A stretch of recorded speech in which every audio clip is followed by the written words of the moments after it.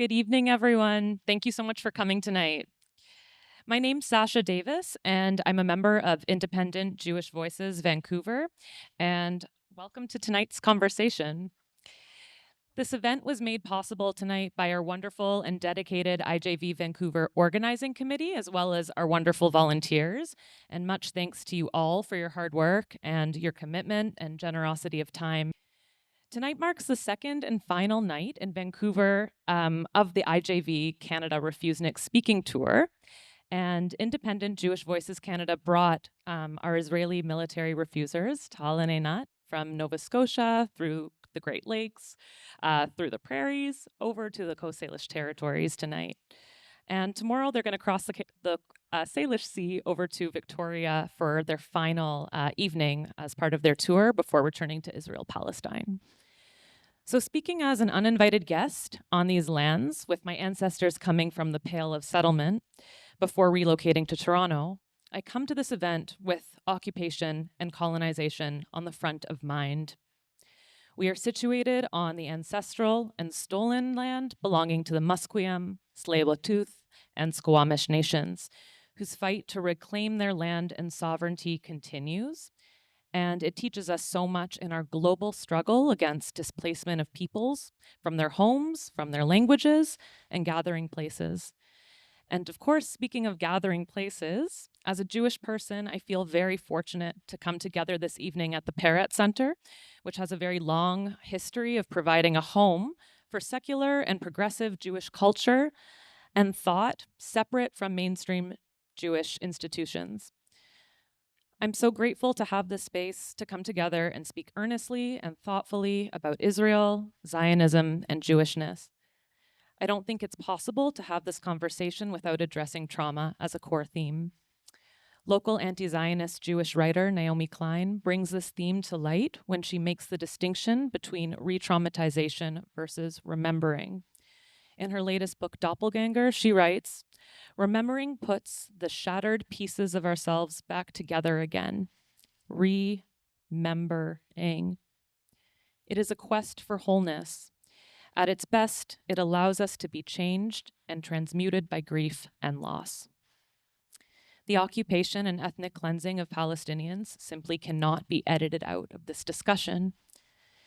This requires us to sit with a great deal of shared pain. Let's now bring our minds to the present. Since Tuesday alone, 600 Gazans has been killed. Intergenerational trauma is happening now. It is ongoing. This is something I think of both as a diaspora Jew and as my role as a clinical psychologist in the local community. The trauma we are discussing tonight is collective. It is a shared experience. It is in our intertwined histories and in our present. And it is our responsibility to make sense of it from a human perspective, one of solidarity. I'm very proud tonight to introduce the bold and important thinker on collective trauma and Holocaust survivor, Dr. Gabor Maté, who will be providing moderation and commentary during this evening's conversation. I'd also like to welcome our military refuseniks, starting with Einat Gerlitz. In 2022, Einat served a sentence of 87 days for her refusal to serve in the Israeli army. She has been involved in the climate justice and queer movements in Israel, and Einat is involved in solidarity work with Palestinians in the West Bank. We also are very fortunate to have with us Tal Mitnick. In 2023, Tal served a sentence of 185 days for being the first conscientious objector to refuse military service after October 7th, sparking a rebellion of youth across Israel who pledged to refuse to serve in Israel's military while citing the ongoing occupation of the Palestinian people. Tal and Einat are part of Mesarvot, which translates to refusers. Mesarvot is an Israeli organization supporting conscientious objectors in their total refusal to serve in the Israel Defense Forces. We are so proud and excited to have you here with us for this very rich discussion that we're about to have. And just a final note, this event is being recorded, as you can see, down the middle aisle here. So if folks need to dash out, we ask that you kindly just go around the audience, out to the back doors there, so that we don't interrupt the filming. And lastly, we ask that you turn your phones to silent. Now let's give our speakers a very warm welcome.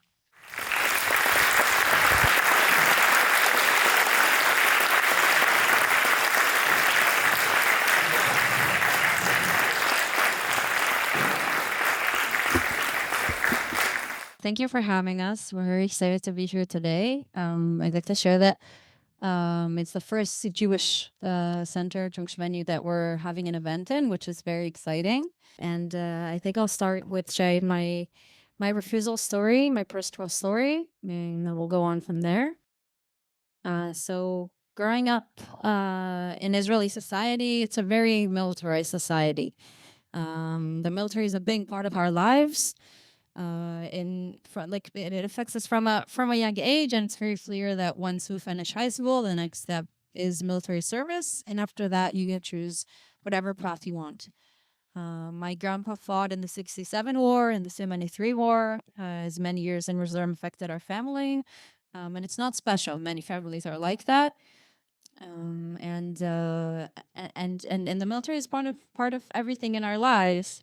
Walking in the street, going on the train, there's always soldiers and weapons on them. Growing up as a kid, many have older siblings that are soldiers, and it's very clear to us that we're all going to be soldiers when we grow up. And I grew up in Tel Aviv, but my grandparents live in a kibbutz 5 kilometers from the Gaza border, and I spent a lot of my childhood there. And I remember from a young age, there were many attacks on Gaza. There were many sirens and then bombs, and then there's 15 seconds to run to the shelter in their kibbutz. And I remember that one of the times that there was bombing, we also heard bombing, but there was no siren. And I asked my grandma, what is this? And she told me, it's landing on the other side, is Israeli attack. You feel the house shaking when there's bombing in northern Gaza. And I asked her, how much time do the kids in Gaza have to run to the shelter? And she said that most of them don't have a shelter. And I think that was, and then she continued and said how the beach in Gaza is the most beautiful beach in the world, that she once visited there, and she wishes that one day they could visit us and we could visit them, and there won't be these borders and ours and theirs. And I think like this at a young age, this was something that she planted this seed of this thought that there's people over that wall and not just this demon of Hamas, that we're not told that there's people on the other side of the wall. They don't have faces, they don't have names, they don't have stories. So this is something that I remember that when we would hear the bombing, I would always think about those. What are the kids over there? Where do they run to? And growing up, I grew up in a pretty Zionist leftist kind of household. Grew up in a we talked like there was conversation about like democracy and equality and feminism. And there was heard the word occupation here and there. It didn't really mean a lot. And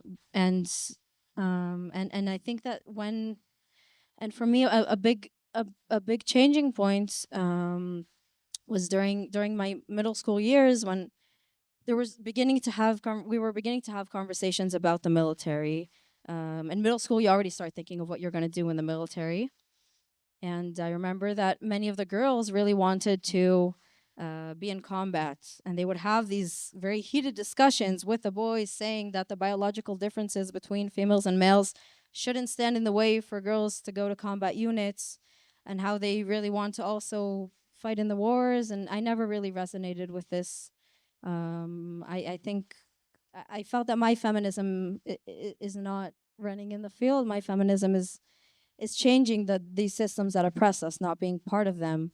And it wasn't only that. I felt different from the other girls, and at 15 I had the word for that. At 15 I came out of the closet, and coming out of the closet and joining a queer youth group, I had community. I felt like I belonged, and finding people people that went through similar experiences to me, and realizing that my trans friends go through experiences that I didn't go through, and learning about the history of the ones who came before us, that struggled so hard for the rights that we have today. It really got me involved in queer activism. I started going to protests, and I also went on to join a climate movement. And there, not only I realized that I want to be that I can be part of protests, I can also organize them, and that my voice can make a change. I don't have to be the smartest person in the room, with the most degrees or the most experience. That we as high schoolers can organize, and we had mass protests of thousands of people on different climate issues, and we went to meet parliament members. And in this climate movement, we had a lot of conversations, and there were people who were more radical than me at the time, and they were talking about this term of climate justice that I heard for the first time. And some of those people who talked about climate justice were my new Palestinian friends that I had through this movement. They were Palestinian citizens of Israel, and I want to stop on that and tell you how big that is to have Palestinian friends at 17. It's not a normal thing for an Israeli Jew. They were, even the fact that they identified as Palestinian was mind-blowing to me, because I was told that they were Israeli Arabs. I was told that Palestinians are in the West Bank and in Gaza. I was told that the ones in 48 borders are Israeli Arabs, and starting to hear from them that their experience in activism in the public space is not the same experience as I have, and they can't let themselves say whatever they want, and they have more censorship. They can face different circumstances from me for speaking up about different issues, and realizing that this complete freedom that I feel like I have in my society is not. They don't have the same. They're not in the same situation as I am. They don't have the same rights. And hearing the word Nakba for the first time at 17, and understanding that the stories that their grandparents told them are not the stories that my grandparents told me. That was a really big shift. And hearing stories about what their family goes through in the West Bank, and hearing about checkpoints. And here I really it was around the time of the Sheikh Jarrah protest. For those of you who don't know, Sheikh Jarrah is a Palestinian neighborhood in East Jerusalem that faces settler violence, and they're taking there's forced displacement happening there. That settlers are taking over the Palestinian homes, and there's a struggle going on for many years against that. And learning about this story, and I really understood that I'm not gonna serve in the military. I decided that I'm not going to serve. I'm not going to serve the military that oppresses my Palestinian friends. I found Mesarvot Network, which is the network that we come from, and I refused publicly. I went. Me and the 3 other guys refused in September 4th, 2022. I sat 87 days in military prison until I was exempted. And I'll share a story.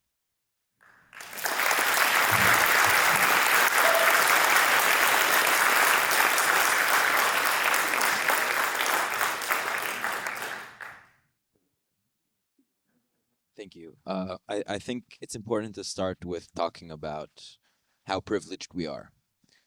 How privileged we are not only to be here, but how privileged we are in the place that we're born, where we come from, where we live. The privileges that we have, even talking about coming here and talking about this with you guys, with other people in Canada, we're going to go back. And if we were Palestinians, even if we were citizens of Israel, if we would come and talk like this outside of the state of Israel, coming back would not be the same. We would get detained for hours at the airport, maybe even denied entry. So I think it's important to realize that in our land, we are very, very privileged, and we need to use that privilege to talk about the hardships and the injustices that exist in our land. I grew up in a fairly liberal household.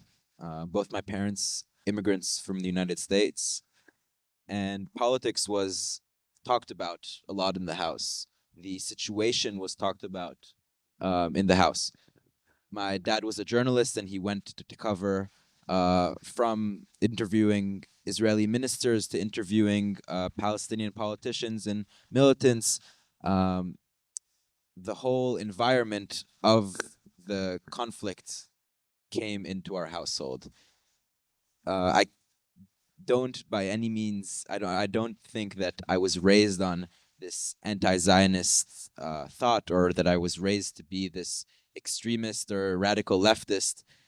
But I do think, and I do recognize that my parents and my education are a great.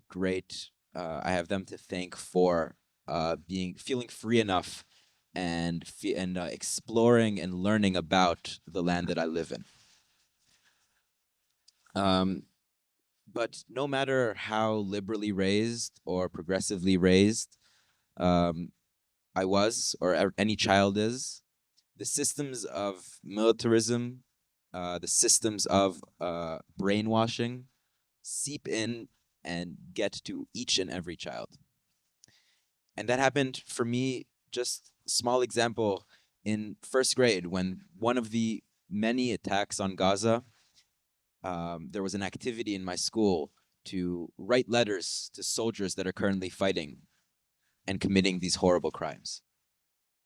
Or another example, when the Age of Youth movement started, I joined the Scouts.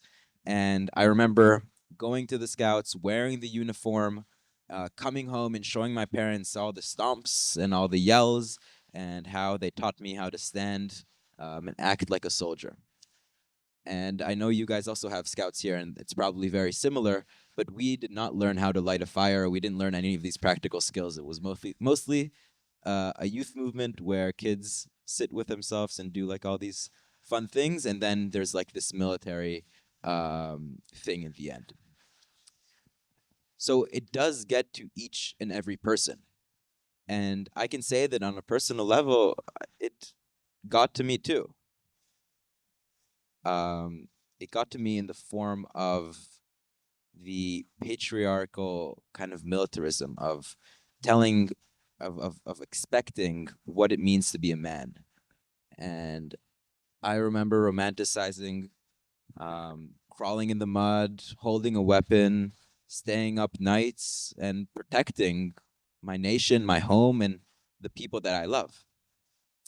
And I know for a fact that this is the way that it also affects other young boys and girls. Luckily, it didn't last for long. I took after my father in learning about what's going on around me, hearing testimonies from soldiers that actually served in these combat positions. And I realized that I would not be in combat or hold or be at a checkpoint or be any part of the occupation. But there was another deal. There was another option that is widely offered to this kind of liberal, to the liberal society who recognizes the occupation and recognizes that they don't want to hold a gun. I was in a math program, and it was very highly marketed as finish this math program, and then you can get into a position in the military, to an intelligence position that will entail a high-paying job right after the military. And to be honest, it calmed my morals, and it calmed a lot of my friends' morals too, because it's a great deal. You don't have to hold a gun. You don't have to shoot anyone. You're on a computer for a couple years, and then you get a whatever amount of paying job after. And at age 15, the person that I credit with the most for politicizing my life, my father, fell sick with cancer. He went through treatments, and he went through medication, and he went to see the best doctors in the world, flying to New York to see a specializing doctor in a certain kind. And after long months of a fight, he passed away. And that really left something on me, my mom, and my 2 siblings. Put us in deep grief, and I'm not here to talk about it, but I know that a lot of people in the audience can empathize with what it means to lose someone so close to you. A couple months after his passing, while still really being deep in this grief, I kept taking after him, and I kept learning about my surroundings, and I came across the Israeli human rights organization B'Tselem. And I came across a certain story from B'Tselem, a story of a young girl from Gaza by the name of Fatima. She was born, and a couple months after she was born, she was diagnosed with a disease that if she was born here in Canada or in Israel, she would have had to go to a doctor, maybe get a few treatments, and live on a happy life. But because she was born in Gaza, she needed to see a doctor, in East Jerusalem. And to get to East Jerusalem, you need a permit from the Israelis. So after requesting the permit and getting delayed and denied, and requesting the permit again and getting delayed and denied, Fatima, at the age of 1 year and 7 months, passed away. And I remember seeing that story while still, again, being in this very deep loss and thinking how privileged I am and how privileged my family is, although going through this horrible, horrible loss. We know that we went through all the medication, again, all the doctors, and it was, how we say in Hebrew, milemala. It was fate. And Fatima's parents will forever have to live with the question of what if. What if we were born on the other side of the border? What if there was adequate medical attention in Gaza? And just the thought of that, having to live with that question, the thought of the idea that your baby girl could have grown up to be a human, but instead she's gone, made me realize that not only can I not be the one at the checkpoint holding the gun, not only can I not be the one raiding the houses in the midst of night, I cannot be part of any part of the system that's bent on the oppression of Palestinian people. That means not being in intelligence, which nets whole cities with cameras and AI identifying faces, not being part of the permit system that controls when Palestinians can go in and go out of their little villages, not being part of any part of the military. And that's what I decided. And after seeing actually a video of Einat on national television, I realized that not only could I not join the military quietly, but I could actually make my voice heard. And especially that was very present in the judicial reform protest, where after Netanyahu allied himself with, it's hard to say this because every government in Israel has been fascist and every government in Israel has continued the occupation. But really, the new allies that Netanyahu allied himself with this time are even more extreme, even more fascist, even more racist. And they started enacting the judicial reform. In response to that, massive protests throughout Israel. I'm sure you've seen the pictures. And luckily for me, they went out right under my house. So I went out to protest. And going out to protest, I saw the group of thousands of people, all of them holding Israeli flags.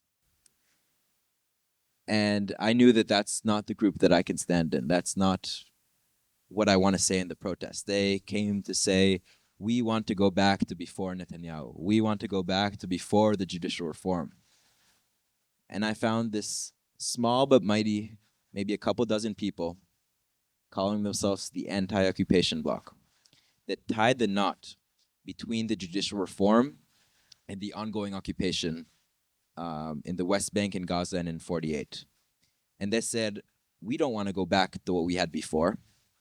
We want to go forward to a future where we don't have judicial reform, we don't have Netanyahu, and also we get rid of the occupation of the apartheid, and we have equal rights, justice, and freedom for all, from the river to the sea.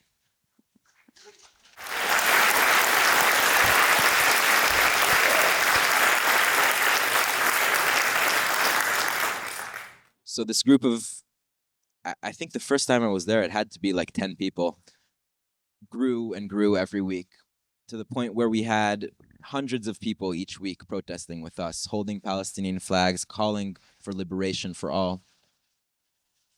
And it really felt like a time where talking about the occupation, talking about the systems that oppress all of us, is getting more normalized. And me and a couple other young people, we drafted a letter stating that we will not join a military that occupies another people. We got over 280 signatures from other young people before their enlistment. And in a big event, we presented the letter in an occupation of our school. We got condemnations from members of Knesset. We got a condemnation from the head of the military. And it seemed like a time where talking about refusal and using it as a political tool was getting more normalized. But this all happened around August, September of 2023, about a month and a half before our whole world would get flipped on its head. So during this time, Tal was preparing his refusal, and I was preparing to move to South Hebron Hills, the Mesarvot community that was shown out to the world in the Oscar-winning documentary No Other Land. I was planning to move there for an Arabic course, practice solidarity activities. It's a community that faces forced displacement, ethnic cleansing, and extreme settler violence. And October was coming up. And we woke up in October 7th at 6:30 in the morning. I woke up at my parents' house in Tel Aviv just a few days before I was supposed to move to South Hebron Hills. Waking up to the sounds of bombs and sirens. It was crazy. We had no idea what's going on. And first phone call, obviously, to my grandparents to hear what's going on with them. My grandma said that she hearing shooting around the kibbutz. We opened the news. They had no idea what to say in the first few hours. It was very unclear what's happening. And as the hours went by, we heard of more and more people that were found dead and people who were missing. My grandparents mourned many of their community members. It was very, very scary. Our whole world changed. My grandparents, thankfully, are okay. After 3 very stressful days, they were able to evacuate the kibbutz. And from the second or third day after October 7th, a whole new reality began in the West Bank. Before, it was violent before, but this is... Now the settlers didn't wait anymore for the military to demolish Palestinian homes. They demolished the homes by themselves. A really violent reality with live ammunition in Palestinian villages that the settlers are just using on the Palestinians. It was very scary, and inside of all of this, unfortunately, our government and big parts of the society chose the path of revenge after the trauma of the October 7th massacre. And this formed into insane political persecution. More than 100 university students were expelled from their studies or arrested for posting "Stop the War" on Facebook, for having a Palestinian flag in their Facebook bio, for saying anything about the civilians in Gaza. And in this environment, that also activists' houses were raided, heads of the Palestinian community were arrested for no reason. We felt like we can't possibly stay silent. We have to do something about it. So we started to go out to the streets in the first few weeks. We faced a lot of police violence. It was very scary. Many of us were arrested. And it was a whole new reality that continues until today.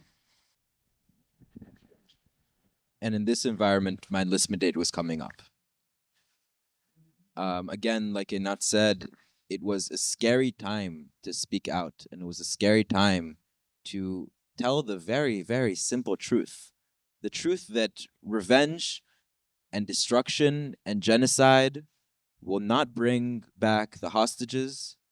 It will not bring security to Israeli or Palestinian people, and it will not bring anything good to any people, except for the small elite that their dream is to settle and to occupy and to destroy.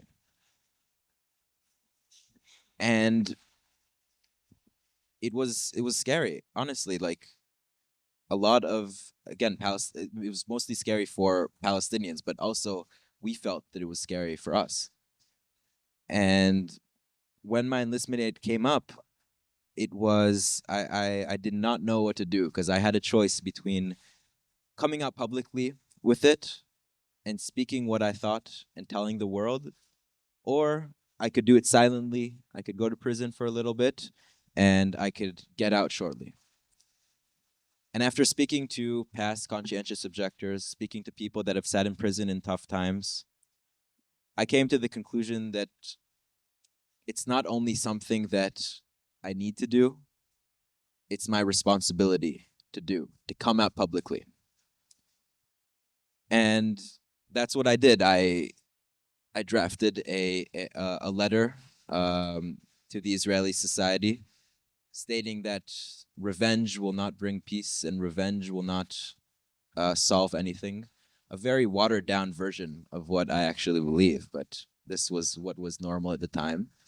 And in the international community, it was amazing how much support I got from so many people. But from my own society, from people that were so close to me, it was not easy.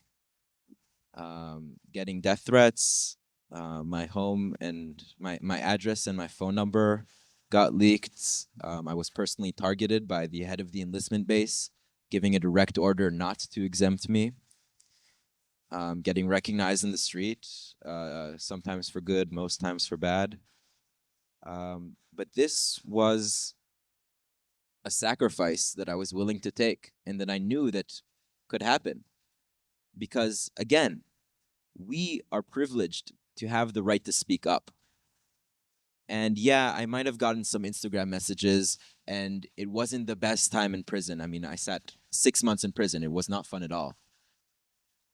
But to speak up and to say what we believe, to create change, that is a risk, and that is something that I'm willing to take to have my voice heard.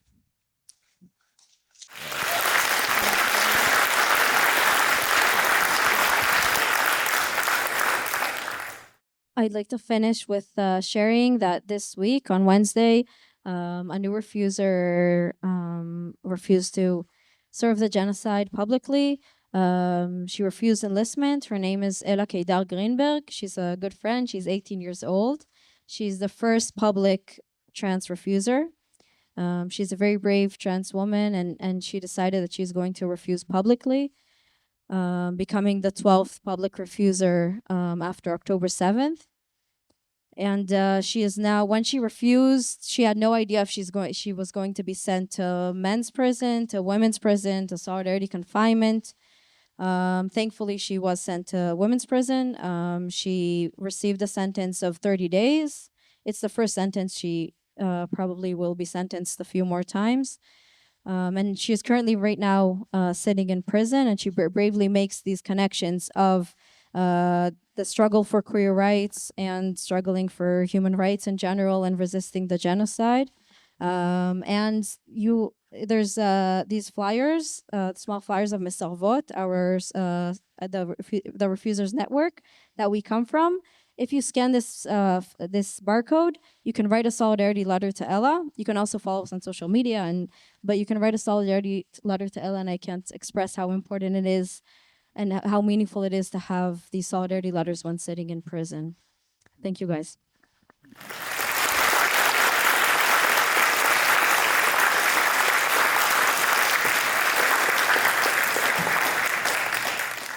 Well, my first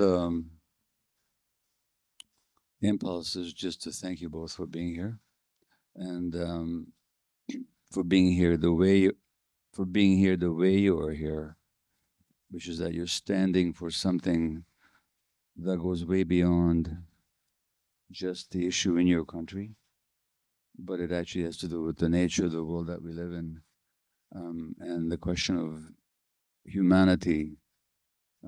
Or the lack of it. Somebody very brilliantly summed up the essence of the issue. He said, this Gaza conflict is a conflict between barbarism and civilization, and a clash between those who glorify death and those who sanctify life.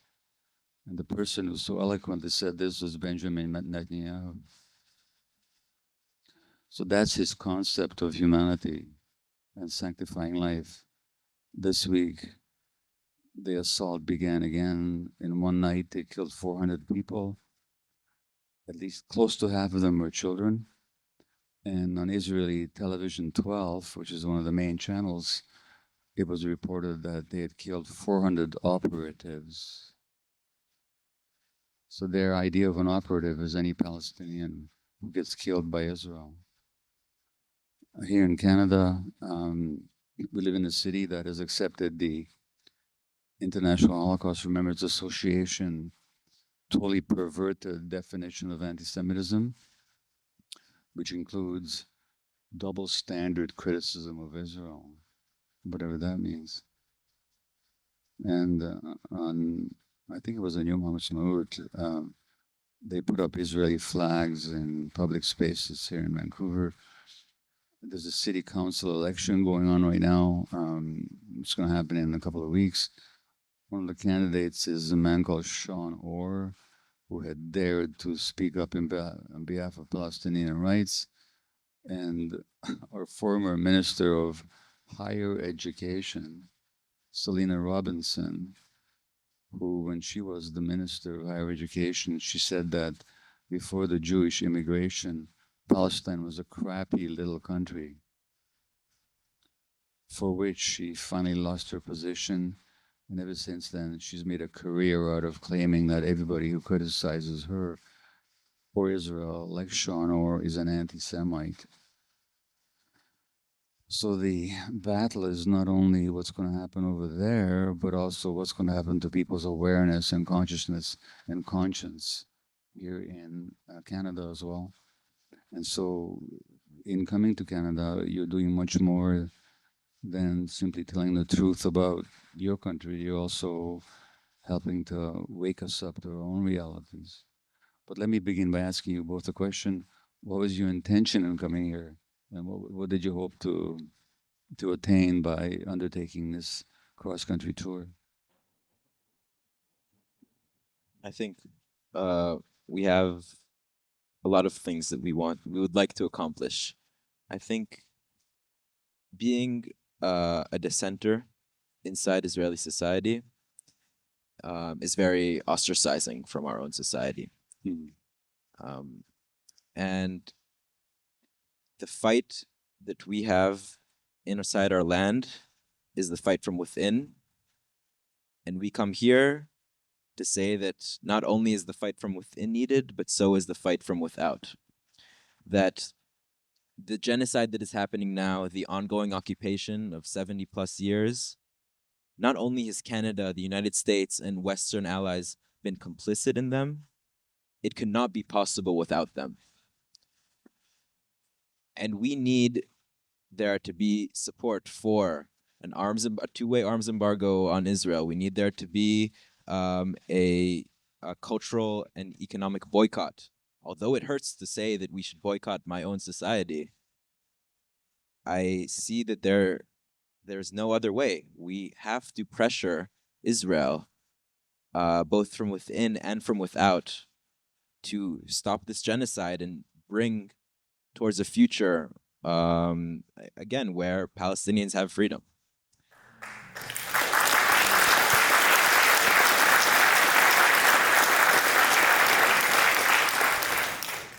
You mentioned the demonstrations against the judicial reform, and what a small percentage of the protesting demonstrators actually had any concerns for the Palestinians at all.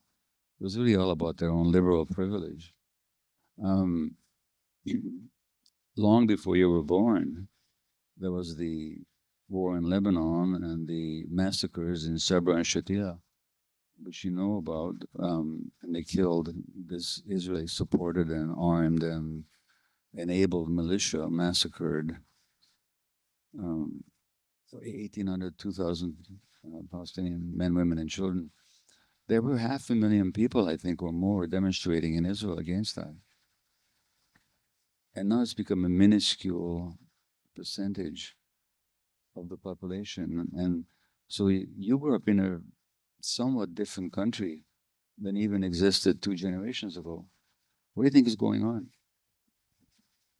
We are the generation that we don't know a world before the separation wall, and we don't remember a time before Netanyahu. We're a generation that doesn't have connections with Palestinians. We live in very, very separated societies, and even if in the 90s there was conversations about one state, two state, different kinds of solutions, it's not on the table even anymore in the Israeli discourse. It's not something that's talked about. It's not something that people put their minds to. We're in a generation that we're just like the generations before us. We're told that there's no other choice, and we're attacked all the time, and we're just defending ourselves. But I think it's a few more steps ahead than where our parents grew up in. And unfortunately, there's less and less objection to what is going on in the society. And I think what was very special about that time of the protest against the judicial reform in 2023 was that suddenly this window opened again, this window of using refusal as a legitimate political tool. The mainstream also used it as a political tool. And there were conversations again about the occupation, and there was some room to talk about it. And this window closed again. Our job as refusers is to open that window all the time, to work on opening that window, even when it's condemned, and when it's easy, and when it's hard. That's our job. That's what we come to do. And it's a more and more fascist reality that we're seeing. I think that our generation is more fascist than our parents were. Okay, go ahead. I'd like to add Sure. there were,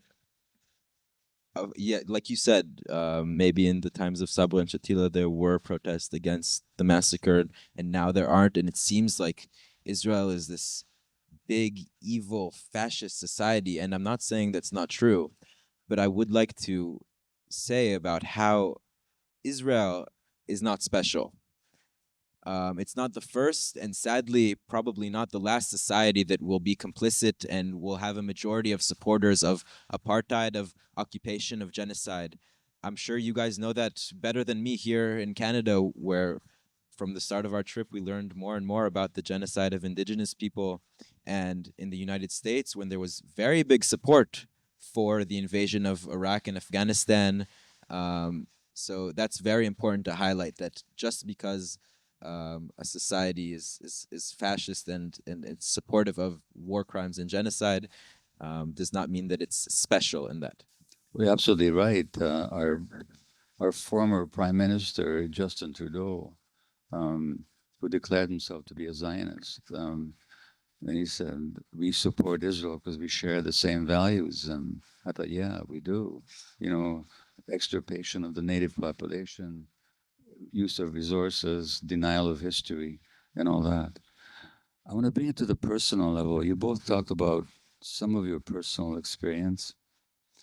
Um, but what's it like on a daily basis to live with? I mean, I know what it's like from here.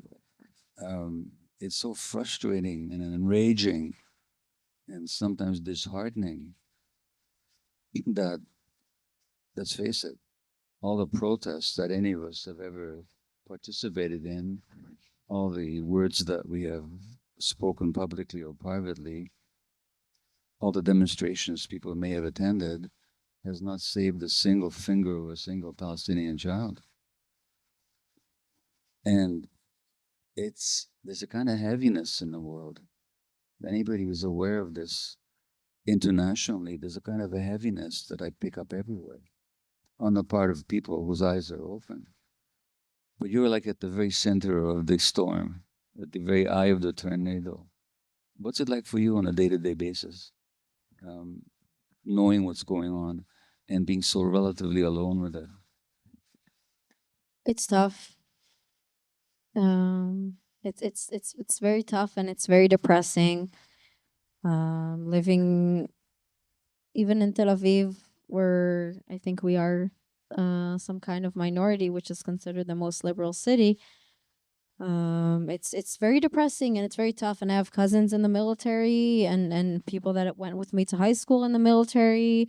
Did this all in the big protests that sometimes we join. We have our own block. We're not part of the main protests. And when we do our own protests, we experience a lot of police violence, and seeing what our Palestinian partners in the West Bank are going through is very, very depressing. And I think having community is the answer. It's the only way to continue. Having community, and each time someone else holds the hope and someone else holds the depression and the pessimism, each time someone else holds it, because as a human being we can't be hopeful all the time. It's not possible. And having a community that each time someone else holds it and someone else holds the motivation, and so that's the most important thing. And we're very fortunate to have this activist community in our close friends, and there's a wider activist community that's there for each other and working together and looking out for each other and motivating to continue on. From that point of view, and I think Tal, you mentioned all the support you got internationally. People here who criticize Israel are always accused of turning against their own people and so on, and turning against Israel. But there's another Israel, and maybe a small percentage of the population, but the conscience, and you guys represent that. How important it is for you to have this international awareness and support and acknowledgement, even if none of that changes the practical day-to-day situation on the ground? I mean, also, I think I empathize with that, about how all the actions that we do and all the protests and all the raising awareness, it's hard to see what change it actually does and what difference does it make if we're out in the streets or we're in our homes doing nothing. But I console myself with the fact that I know that specifically my refusal, people seeing my refusal, I know of at least one or two or maybe even a little more that it made them decide that not going to the military is the step to take. And it's those little things of seeing people that join our protest and are not necessarily friends of friends or just people that care. And sorry, I forgot, what were you? But the other part of the question Yeah. was how important it is for you getting the awareness and the acknowledgement from people on the outside, not from governments, obviously, but Yeah. at least not in the North and the West, but just international appreciation for what you're doing. I think that it's nice, but it's not something that I need for the continuation. Oh, good.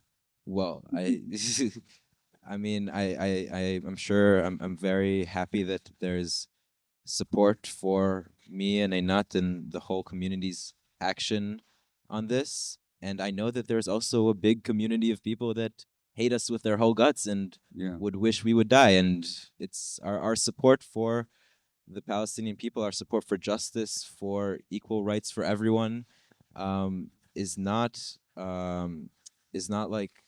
dependent on other people's support or how much support we have in the world.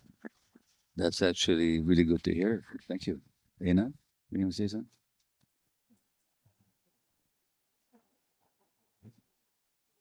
I think it was important for me coming here was mainly creating this solidarity between what we're doing on ground and the activists in Canada, and having these conversations and asking the tough questions, and not necessarily having events with all the people that think exactly the same to us, but also with people who are coming with open minds and open hearts to hear our stories. That's also a main goal here, and I think, like, what talking about support, you guys also have, like, you also have responsibility. Canada is complicit in this genocide, and I think the support that we need, we as the Palestinian and Israeli activists in Palestine, the support that we need is that you also pressure your governments and you also will be active here. That's the support that's needed. Thank you. Now, Tal, when you began speaking, you mentioned how privileged you were and are in the Israeli context. And you just mentioned Palestinian activists. How much contact are we able to have with Palestinians, whether they're Israeli Palestinians or West Bank Palestinians? And what's it like to be interacting with these people from a position of privilege? Apart from the physical barrier of the wall, Yeah. there's a lot of other barriers that exist between us. Yeah. If it's cultural, and I think the biggest one is the language barrier. Mm. Because a lot of Palestinians know Hebrew as the language of checkpoints, know Hebrew as the language of the soldiers. Yeah.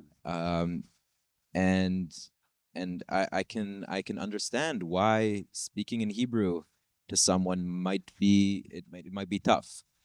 And that's why I think it's so important for us as people in solidarity with them to study and learn as much as we can, learn Arabic. I speak a little, not enough. I'm working on it. But the contact, a lot of the times, I think that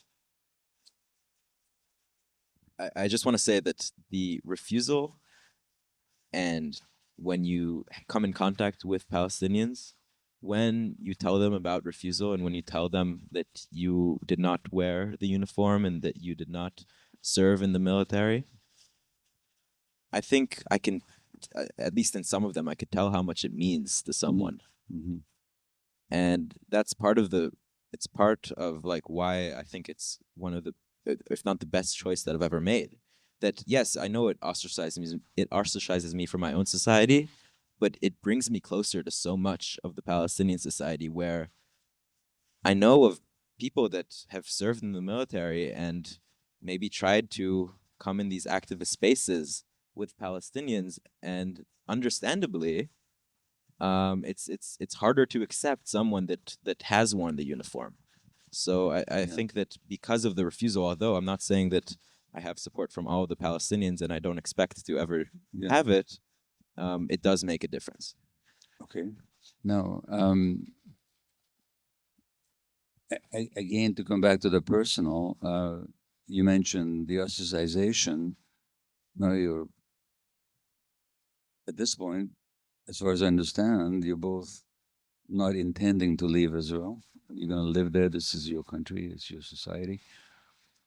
but you can predictably look forward to a life where what you're doing now is going to be always held against you. And especially since you're doing it so publicly, and especially as the country moves more and more to the right. How do you face that future? What's in your heart? What's in your mind when you, or do you think that far ahead? Are you just taking it one day at a time? What's happening for you? I think we're taking It's not a great career move, let me put it that way. it. We're taking it one day at a time. It's a reality that you take it one day at a time. Yeah. I'm like Tal said, it's the best decision we've made in our lives. I also feel like that. And I'm willing to pay whatever price. And right now we have a lot of privilege. I think it's important to say that refusal isn't necessarily a privilege, but being public about it definitely is. And the privilege is having a supportive family. That's the privilege.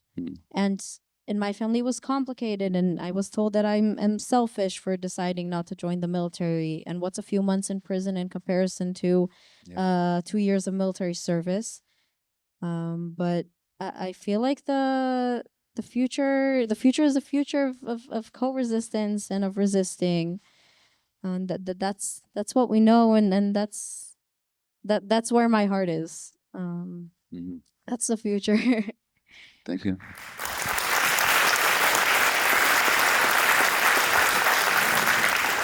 Now, I'm somewhat surprised at how mildly you guys are being treated by the Israeli judicial system and the military. I'm trying to think, what's the purpose behind that? I mean, they could be much harsher. You know, they could keep sending you to jail forever, but they don't. I don't imagine that's a decision that comes out of a sense of fairness or humanity. Is it like a safety valve for them to let you guys do this, and then they don't have to have you like an abscess in the military or in prisons? Like, I'm not saying that was easy for you. It was harsh for you being in jail for 6 months, and in your case, somewhat less. But it could have been a lot worse. Why do they let you do this? You could say it's a democratic society, but Right. let's forget that. The kind of evil of the Israeli state Yeah. is this kind of new kind of evil of the facade of human rights and the facade of separation of judiciary and government, and this facade, like you said, of the only democracy in the Middle East, of gay and women's rights, of the facade of a progressive Western society. And that's what continued to make it. That's what continues to thrive, based on the Western support. Because if Israel was cracked down on its dissenters, if Israel like they cracked down on Palestinian dissenters in the West Bank or in Gaza, then it would lose more and more support from the international community. And by maintaining this facade, they can also maintain the deadly occupation and the erasure of the Palestinian people. Because when it comes to someone like me, a white Jew, I assume that I know that the international community would freak out if they treated me as bad as they treated the Palestinians. And it's like something that we always talk about in the left discourse, like in the community. And I know that it's talked about also in the human rights law community of, are we, by our actions, are we legitimizing what is being done? Are we part of maintaining this facade? And that's a question that needs to be asked and we need to talk about. And in the end, it was like there was Israeli lawyers that thought about stopping all involvement with the Supreme Court and all involvement with the Israeli court. But in the end, they decided that the small wins that they could make inside the judiciary is more important than this action that will make everything worse. And I think that's true also for me. I think that the small wins that I can make, although they're, like I said, very small, it's worth it to take these actions. And I agree with you that the half a year in the prison that I sat in is like not even comparable to what 2 days as a Palestinian under torture and and these horrible conditions. Thank you. And finally, before we turn it over to the audience's questions, so you've just been across the country, starting in Halifax. Tomorrow you're going to Vancouver Island.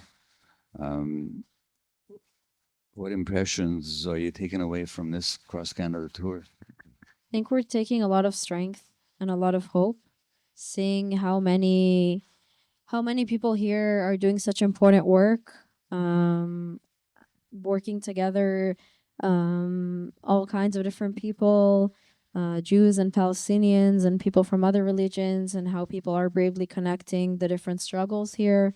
I think that we take a lot of strength in that, and how much people are welcoming us every stop of the way. We've been so welcomed, which is very, very heartwarming and gives us a lot of strength to continue. And I think learning a lot, I'm personally also taking away what we're learning here about the story of this land and about the injustices that have been done and are still being done here, seeing the many similarities and the differences between the story in this land and the story in the land that we come from.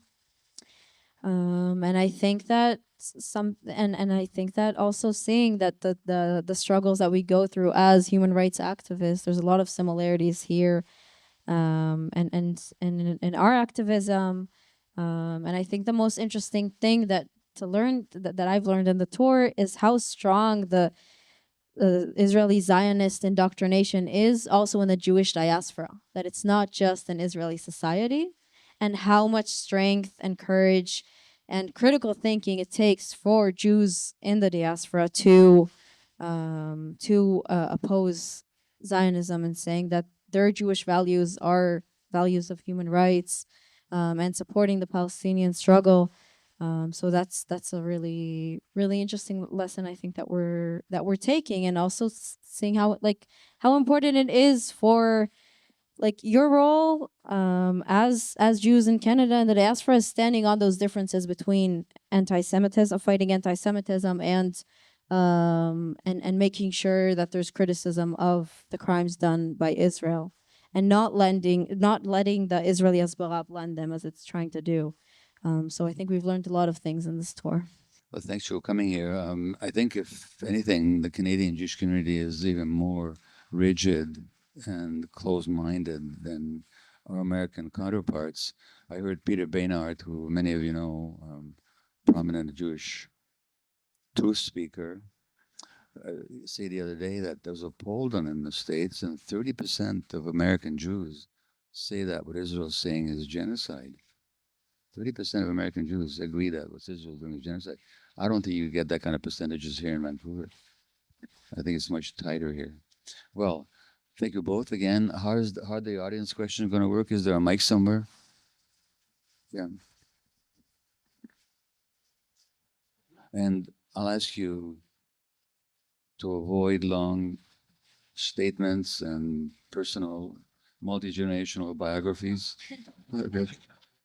But let's ask these questions. Let these people answer our questions. Your questions. Well, my name is Renato. Thank you so much for being here and sharing your story with us. Learning more and more about this genocide. I think that's unfortunately might be like an endless mission, but it's such an important one. I have two questions to both of you. How were you treated in prison? And also, are you afraid to go back to Israel after being all over Canada, saying all these things against your country's government? Thank you. Thank you. So in prison, like Tal said before, we didn't sit in the prisons that Palestinians are held in. That's different military prisons, where they go through torture and inhumane conditions. We had relatively fine conditions. Most of our rights were kept. The environment can be sometimes tough, and they were very strict on us at times. We sat with people that we would have never met or in the outside. But it was tough, but we went through it. And going back, we're probably not gonna face any repercussions.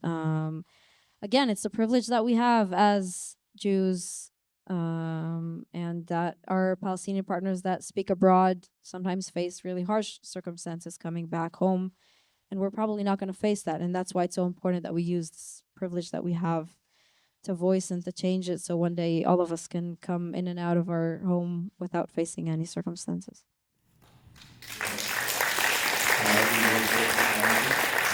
All right, thank you. Then the next, please. Yeah, thank you very much for sharing your knowledge and experience.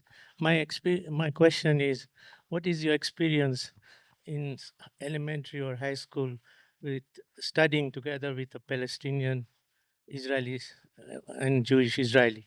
How did they relate to each other?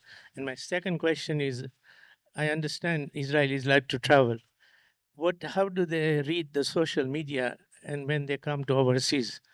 Do they come with the same message home, or do they get exposed to what the world sees? Am I clear? Yeah. Yes, from my personal experience, I grew up in Tel Aviv, where the number of Palestinians in my elementary and middle school was 0, and the number of Palestinians in my high school grade was maybe 3 in the whole 400 people grade, and I was not in it with any of them in my class, so there was no real interaction or talk with them. And about the question of Israelis going to travel, the criticism of Israel in the international level is just riding. It's the same narrative that we've been fed from age 0. It's the narrative of the whole world is out to get us, and the whole world hates us, and we're alone in this place, no matter if we have supposed allies or not. At the end of the day, we don't have those allies. And when you see, even when you see people that are supposed friends of Israel criticize, it's as if they showed their real faces. And it's really hard to break that narrative of always being attacked in the world. And I think a great way to break that narrative is having it come from people that have had personal experiences of anti-Semitism, like Gabor, or like other American and European Jews that talk about the crimes of the country that is supposedly protecting them overseas. Just on this point, many of you remember the violence in Amsterdam after there was a football game, a soccer game between Dutch and an Israeli team. The Israeli team was Maccabi, and Maccabi has, for decades, had very vicious, racist supporters. And hundreds of these Maccabi supporters flew to Amsterdam, and there was some violence, which later on was presented as an anti-Jewish pogrom. What was not reported is that the night before this anti-Jewish pogrom, the Maccabi supporters went around chanting slogans like, "There are no schools in Gaza because we've killed all the children." And they were shouting this as a triumph. And they were attacking and pulling down Palestinian flags. Next day, some people turned against them, and this was presented as one more time the Jews being victimized. Our capacity for victimhood is infinite. And that's what Tal was just talking about. Next question. Yes, thank you. I wondered whether you have had any opportunity to meet with and talk to other young people who made the opposite decision from yours and have served in the army since the October 7th event, and what they say about those experiences, whether they think that was the best decision they could have made. Thanks. Of course, that's most of our society. People who served in the military, in the Israeli Jewish society, most people serve in the military. That's our friend. Like some of our friends, some we're not friends with really anymore, but people from our high school, our cousins. It's that's the environment that we live in. I'm 21, Tal's 19. We're both still in the ages that everyone's in the military. Even just scrolling on Tinder in Tel Aviv, most of the people are on uniform. Like it's everywhere. I did a voluntary year after high school, and before I refused. And we were a group of 10. We lived in a commune and a kibbutz, and I was the only one. I went to prison, and they went to the military. The other 9. And after October 7th, we drifted apart because they invaded Gaza, and I was protesting on the streets. We drifted apart. I do have a few friends that are in the military that we still are close friends.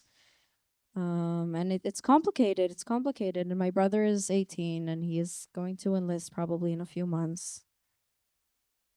It's very complicated, and it's a tough society to live in, and I think what I'm trying to do is finding those places to humanize the Palestinians, to share stories, a lot of times to make those connections, not on like this political arguments with big terms and ideologies, but on a more human level of sharing with my friends, with my family. I just came back from the West Bank, and this is the family that I was with in the past few days. This is what they went through. Breaking those cracks in the story that we were told. Thankfully, I had many of those cracks in high school, but many people form their political ideology, their political identity in their 20s, not in high school. And people go through it in their own stage. It doesn't take away from the responsibility for soldiers committing war crimes, obviously. But it's the complicated life in our home. Okay, thank you. According to Haaretz, there are some Israeli soldiers who've come back and talked about People in reserve, yes. talked about the devastation that they perpetrated and witnessed. Not very many, but some. Yeah. Next question. Hi, thank you very much. My name is Ethan, and I am an anti-Zionist Jewish organizer here in Vancouver. And something that you mentioned early on in your stories, both of you have in common, that you developed your political consciousness around humanizing Palestinians and resisting the deeply entrenched anti-Palestinian racism and the militarization in Israeli society. That happened when you were teenagers. And, the political work that you're doing of, encouraging people to become refuseniks can only happen, like you were saying, in those earlier years as you're developing your political consciousness. So, and what use is it to have, Israeli soldiers without, with trauma and regrets? We'd rather them, refuse service.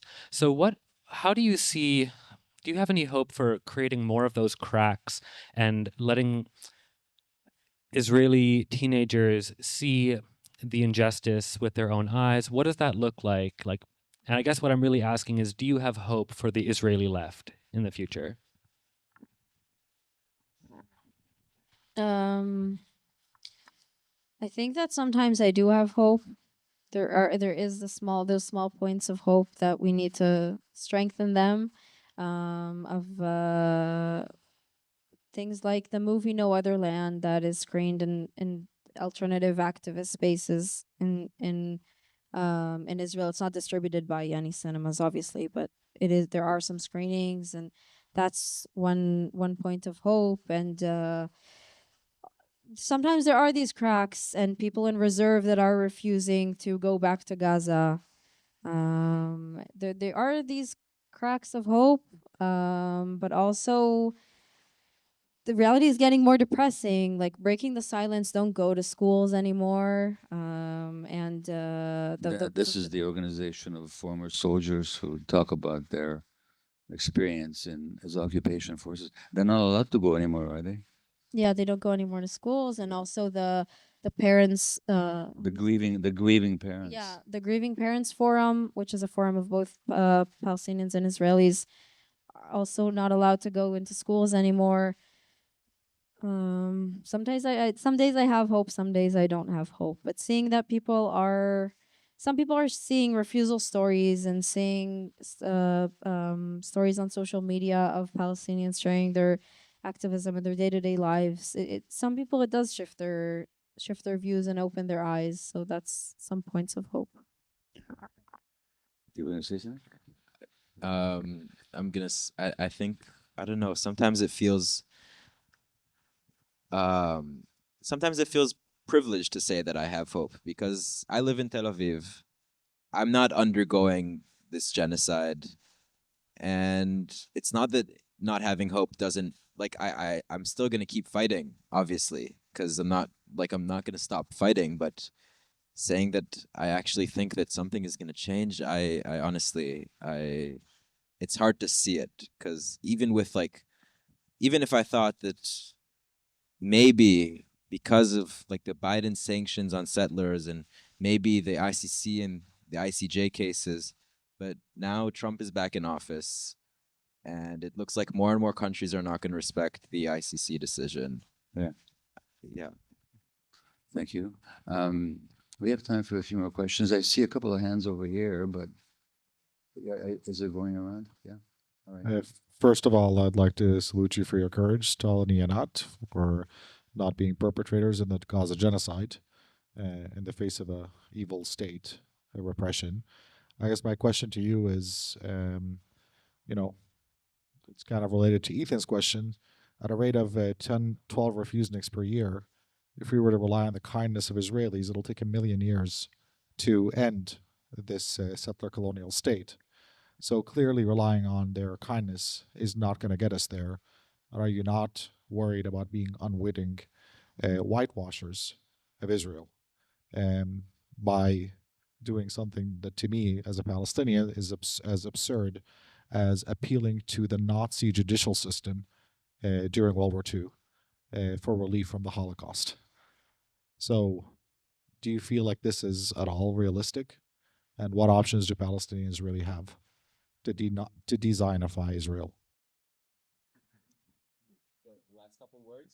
What options do Palestinians have to de-Zionize Israel? And then he's saying that, but the small number of people that are willing to stand up like you guys are, it'll take forever, if at all. I'd be interested in your answers. So I think I have two parts. Thank you for the question. It's a very important question to ask. I think I have two parts to that answer. First of all, like I said before, refusal, there are many refusers that we're never going to hear about them because they don't have the privilege to be public about it. There are many people, we don't have the numbers. The military doesn't release the numbers, obviously. But we don't have the numbers, but there's many people, some of them that we support in Mesarvot Network that are refusers and anonymous refusers. Some of them sit in prison, some of them don't sit in prison. And there's people in reserve who are refusing, but their stories don't come out because it's so tough to refuse. So that number 12 is just the public ones. There's many more that aren't public. I think that the change is gonna come when there's gonna be enough international pressure. Israeli society isn't just gonna wake up one day and say, or the government and say, okay, we're giving up the privilege and we're letting down the idea of Jewish supremacy and then we think it's important for Palestinians to have human rights. That I wish that the world would work like that, but it doesn't work like that. And the only way for the Israeli apartheid regime to change is with international pressure. And that is the countries of the world, like Tal said before, having a two-way arms embargo, respecting and pressuring to implement the ICC and the ICJ's recommendations. That's where the change is going to come from, and from when the Israeli government and Israeli society will not will feel so ostracized from the world and will not want to keep up this. It's not going to be worth it to keep up the same situation anymore. I think that's when the change is going to come. Thank you, Einat. I actually have a question that follows from something that you just shared. But Tal, at the very beginning of when you spoke, you had spoken about how the international community needs to apply pressure. And one of the things that you had suggested was a cultural, I think you said cultural boycott. I was curious what you meant by that. And then a second question I have is young Jewish youth in the diaspora. What is the role that they're playing, like Jewish youth in Canada, the US, in participating in the Israeli military? I'm curious as to their role. Thank you. Thank you for the two questions. By cultural boycott, that means Eurovision, that means World Cup, that means artists that would do a world tour, that an apartheid state would not be their stop, would not be a stop on this tour.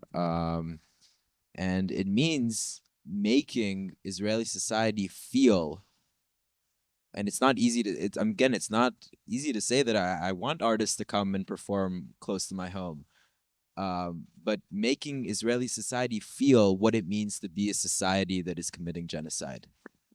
And when people feel that, again, like Einat said, it's not going to be all hugs and kisses and like, now we want to give freedom to the Palestinian people. No, people from a practical standpoint will say, I would rather have artists come perform. I'd rather be at the Eurovision. I'd rather have trade with international communities and peace with the UAE and get rid of the system of Jewish supremacy and colonialism.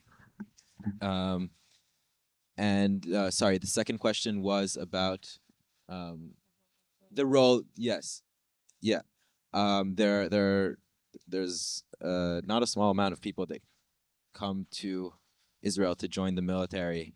And again, the brainwashing of, just like Israeli Jews, also the brainwashing of Jews that live in the diaspora in these Zionist communities is prevalent. And there's I can't give you the exact numbers, I'm sorry, but I know because I went to a Jewish summer camp in the United States.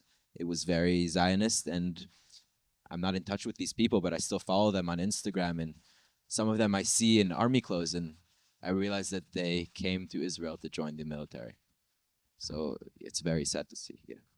And in Canada, there's a charity run by the Heather Reisman, who owns Indigo, Chapters Indigo. And the purpose of this charity is to fund people to join the Israeli military and afterwards to support them. So it's a tax-deductible charity here in Canada to support people joining the Israeli military. So we got some work to do in this country. And for God's sakes, don't buy anything at Indigo or Chapters. Not even Palestinian books.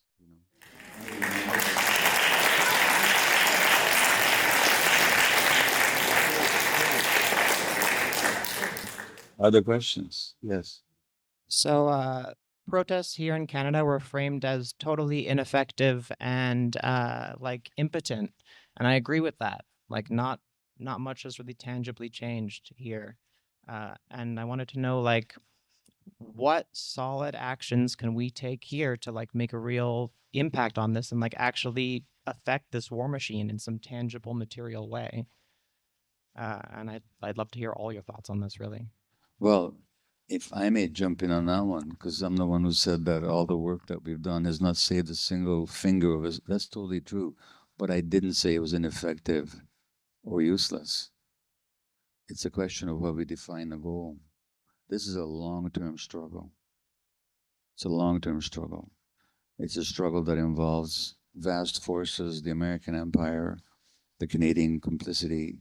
It doesn't mean, just because we're not immediately effective, it doesn't mean that it doesn't make a difference. And I'll get your comments on this, but there's a famous rabbi, was it Rabbi Hillel? I think he said 100 years before the Common Era, he said that the task is not yours to finish, but you can still take part in it. So ineffectiveness and impotence are not words that I would employ. I would simply state the practicalities. But there's a long-term goal here, which is to wake people up and to keep the light of truth going. And that's why it's so heartening and heartwarming to see these two young people who are carrying that torch. And that torch needs to keep lit, regardless of immediate effect. So let's not get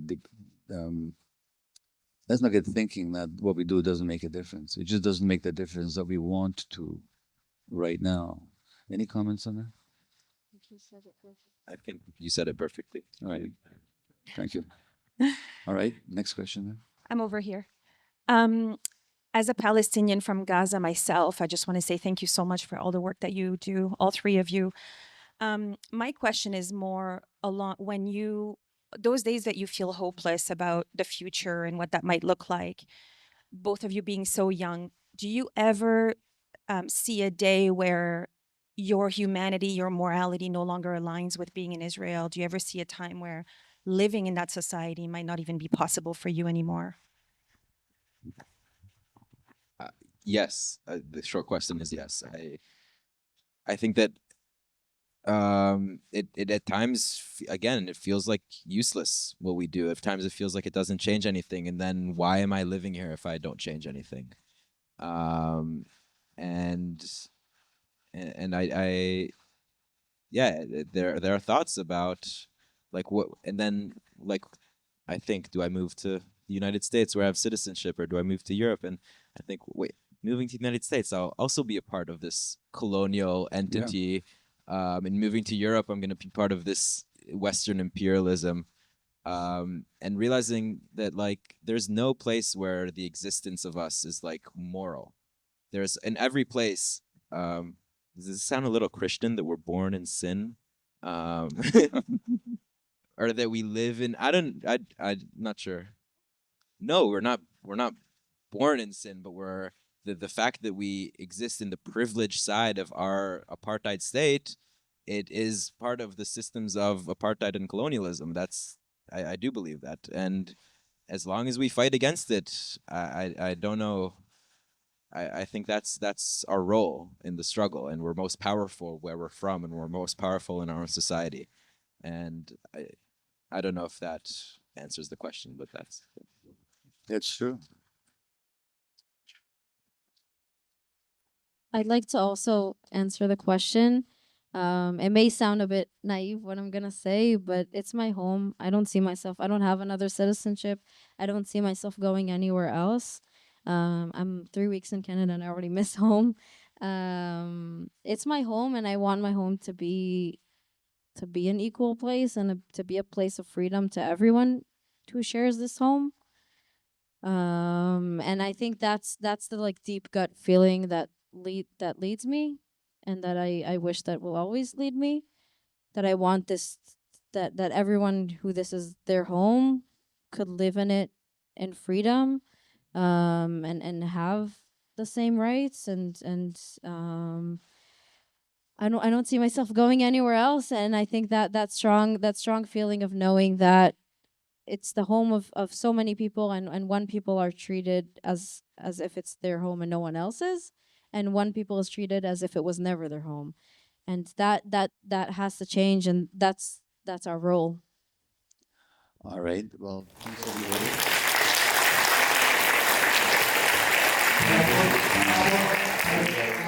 I'd like Is there to one make more question? Gabor. I'd Yeah. like to make a intervention here. I'd like to change the focus and the tenor of the discussion that took place toward the end. Yeah. I think that we need to keep our eye on the prize. And I think the focus must be on what we can achieve and what we have achieved. I'm a Okay. founding member of IJV, that we had 200 people in a room in Toronto in 2008.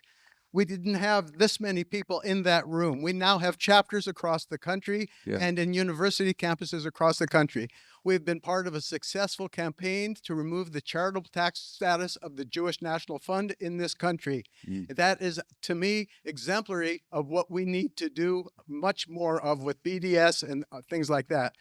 We both have a wonderful dear friend, Lawrence Boxall, who's now deceased, who was active in IJV in Vancouver. He came from South Africa, and he was active in the anti-apartheid struggle there.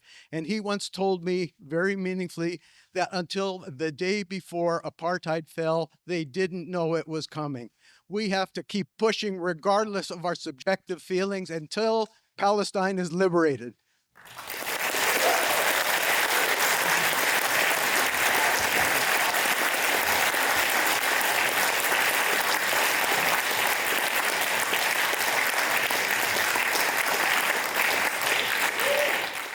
Thanks, Sid, for that very positive intervention.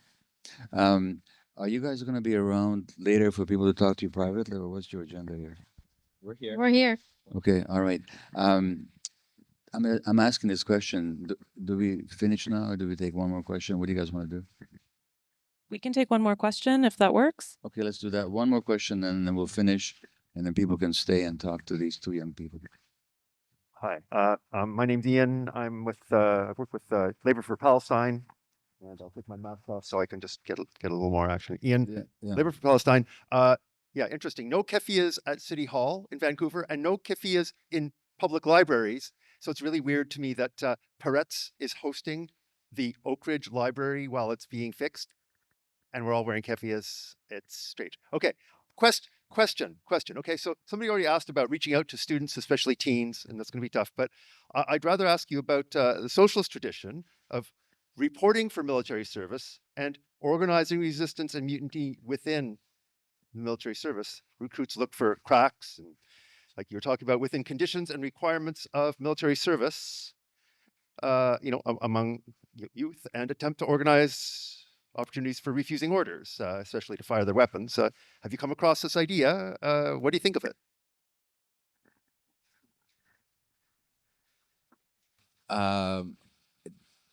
I think I've heard of it maybe once or twice, but in this not in the context of Israel Palestine. Honestly, I'd rather not be part of the system at all. I mean, the illegitimate order and the black flag that reigns upon the illegal order is joining the military itself. The military that has enforced the occupation, the military that is currently committing a genocide. I don't think that we can go into the military and then wait for that order to come, because that first order is the illegal order. So I would not feel comfortable, and I would not partake in that kind of activism. And I don't think there are people that I know that do that. Yeah. All right. Well, then it's for me to thank all of you for attending, especially Tal and Einat for coming all the way to speak to us. Thank you. Thank you, Gabor, for moderating, and thank you, everyone.